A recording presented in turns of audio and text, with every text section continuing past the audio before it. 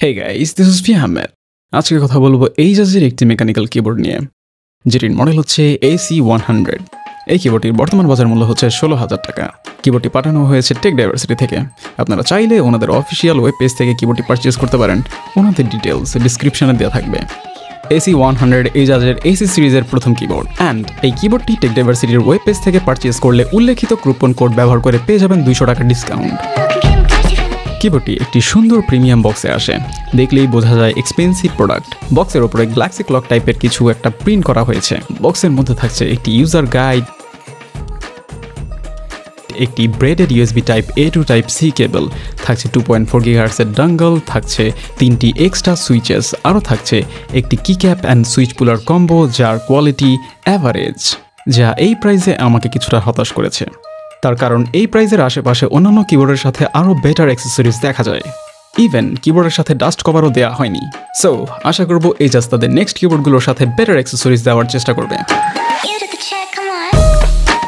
কিবোর্ডটি ফুল metal অ্যালকামিজ দিয়ে তৈরি, fully metal build material, CNC কাট aluminium. আমার কাছে আসা ফুল মেটাল কিবোর্ড অ্যান্ড অলসো সব থেকে প্রিমিয়াম কিবোর্ড। কিবোর্ডটি 1800 ফর্ম ফ্যাক্টর বা 98% লেআউটের, যার জন্য ডেস্কের ওপরে রাখলে মাউসের জন্য জায়গা কিছুটা কমতি অনুভব হতে পারে।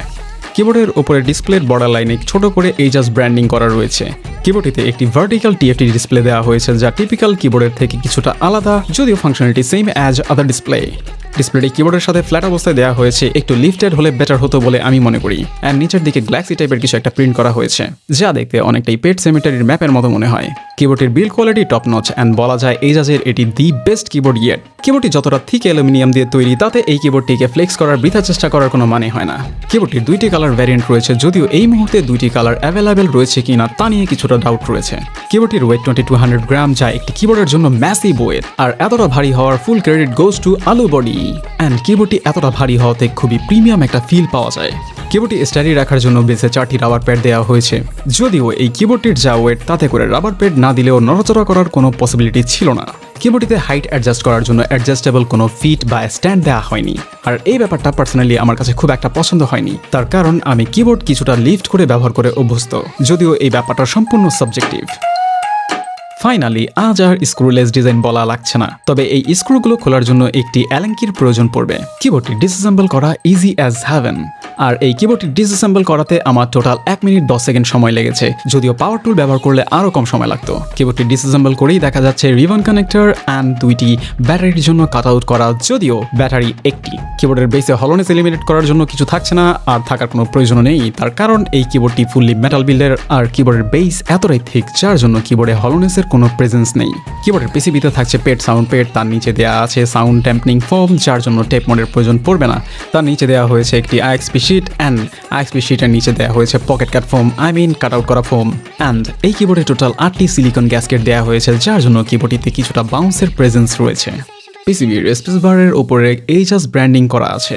আর সব থেকে আলাদা ব্যাপার হচ্ছে এই কিবোর্ডের প্রতিটি সুইচের নিচে সুইচিং মার্কিং করা রয়েছে, যা এখন পর্যন্ত অন্য কোনো কিবোর্ডে দেখা যায়নি। আর এই ব্যাপারটা ইম্প্যাক্টফুল না হলেও নাইস টাচ। কিবোর্ডটিতে ট্রাইমোড কানেক্টিভিটি দেওয়া হয়েছে, Bluetooth 5.1, 2.4 GHz and USB connectivity. USB কানেকশনের জন্য type C port, mode switch and Mac to উইন্ডোজে শিফট করার সুইচটি দেওয়া হয়েছে কিবোর্ডের ওপরের মাঝ বরাবর, যা আমি পার্সোনালি বেস্ট পজিশন বলে মনে করি। কিবোর্ডটির wireless connectivity strong as wired connection. Check না করলে বোঝার উপায় নেই কিবোর্ডটি ওয়াইড না ওয়্যারলেস মোডে কানেক্ট করা রয়েছে। তাছাড়া অন্য সব কিবোর্ডের মতোই ব্লুটুথ ব্যবহার করে 3টি আলাদা ডিভাইসে ব্যবহার করার অপশন তো থাকছেই। কিবোর্ডটিতে দেওয়া হয়েছে একটি 4000 mAh এর ব্যাটারি, যদিও কিবোর্ডের বেসে 2টি ব্যাটারির জন্য কাট আউট করা রয়েছে। 2টি ব্যাটারি দিলে ব্যাপারটা অসাধারণ হতো এবং ব্যাটারির ব্যাকআপও ডবল পাওয়া যেত। যাই হোক, একটি ব্যাটারির দ্বারা RGB ফুল টাইম অ্যাক্টিভ রেখে ব্যাকআপ পাওয়া যায় 10 থেকে 11 ঘন্টা, অ্যান্ড রিপেল এফেক্ট রেখে ব্যাকআপ পাওয়া যায় 11 থেকে 12 দিন। তাছাড়া ম্যাক্সিমাম ব্যাকআপের জন্য RGB অফ করে ব্যাকআপ পাওয়া যায় 28 থেকে 30 দিনের মতো। কিবোর্ডের কিক্যাপসগুলো ডবল শট PBT কিক্যাপস, যা নন শাইন থ্রু, আর এই কিক্যাপসগুলোর প্রোফাইল চেরি। কিক্যাপসগুলো থিক, নাইস ফিনিশের অ্যান্ড অবশ্যই প্রিমিয়াম কোয়ালিটির।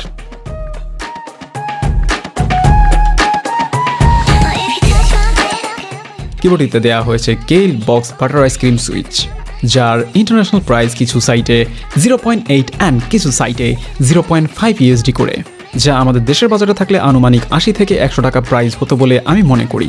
আমার পার্সপেক্টিভ থেকে বললে বলা যায় আমার ব্যবহার করা এখন পর্যন্ত এই সুইচগুলো দি বেস্ট সুইচেস ইয়েট। সুইচগুলোর মধ্যে কি ক্যাপস বসানো এতটাই স্মুথ যা অন্য কোনো সুইচে এখন পর্যন্ত দেখিনি। সুইচগুলো ফ্যাক্টরি লুব আর এত সুন্দর করে লুব্রিকেশন করা যার জন্য স্ক্র্যাচি সাউন্ডের নামগন্ধও নেই। সুইচগুলোতে লাইভ ডিফিউজ করার জন্য আর্ক শেপের ফ্রস্টেড অ্যাক্রিলিক ডিফিউজার দেওয়া হয়েছে। সুইচগুলো ইউনিক স্ট্রাকচার শেপের যার জন্য সুইচগুলো দেখতে প্রিমিয়াম লাগে অ্যান্ড খুব সহজে অন্য সকল সুইচের থেকে আলাদা দেখায়।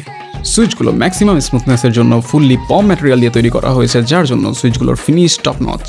অ্যান্ড এই সুইচগুলো ডাস্ট প্রুফের সাথে সাথে ওয়াটারপ্রুফ এবং তার জন্য সুইচগুলোতে আলাদা স্ট্রাকচার দেওয়া হয়েছে যা এখন পর্যন্ত অন্য কোনো সুইচে দেখিনি। সুইচগুলোর life span 50 million clicks and সুইচগুলো linear, pre travel distance 1.7 millimetre, total travel distance 3.7 millimetre and operation force 45 গ্রাম।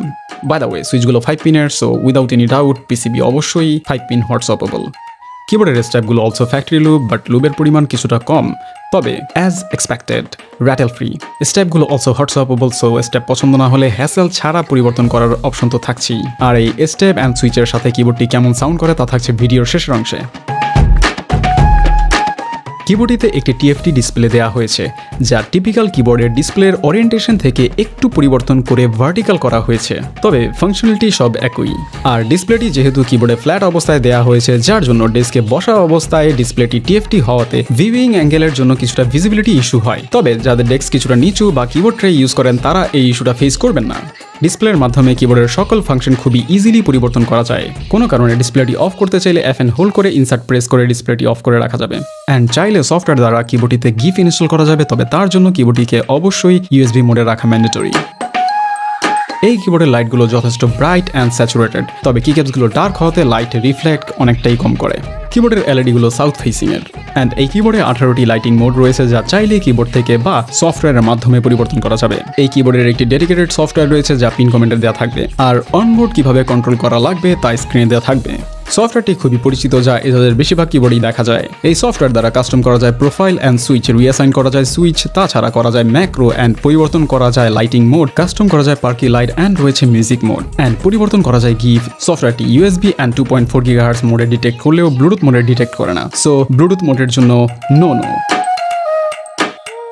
এই কিবোর্ডটি এজাজের এখন পর্যন্ত দি বেস্ট কিবোর্ড ইয়েট বলা যায়। নিটপিক করার মতো তেমন কিছু আমার চোখে পড়েনি, তবে টিএফটি ডিসপ্লের জায়গায় IPS বা OLED ডিসপ্লে দিলে ভালো হতো, যদিও এখন পর্যন্ত এই ব্যাপারটা অন্য কোনো কিবোর্ডে দেখা যায়নি, সো এই ব্যাপারে এই মুহূর্তে কমপ্লেন করার সুযোগ নেই। পার্সোনালি রাইজার ফিট আমি কিছুটা মিস করেছি, যদিও আলু বডিতে রাইজার ফিট খুব একটা দেখা যায় না, আর নবের কিছুটা কমতি মনে হয়েছে। ডিসপ্লের সাথে নব থাকলে ব্যাপারটা একেবারে সময় সোহাগা হতো। ইন্ডিয়ান বলা যায় বাজেট যদি হয়ে থাকে 16,000 টাকার মধ্যে, তাহলে এই কিবোর্ডটি নিয়ে নিতে পারেন চোখ বন্ধ করে, without any doubt. Highly recommended.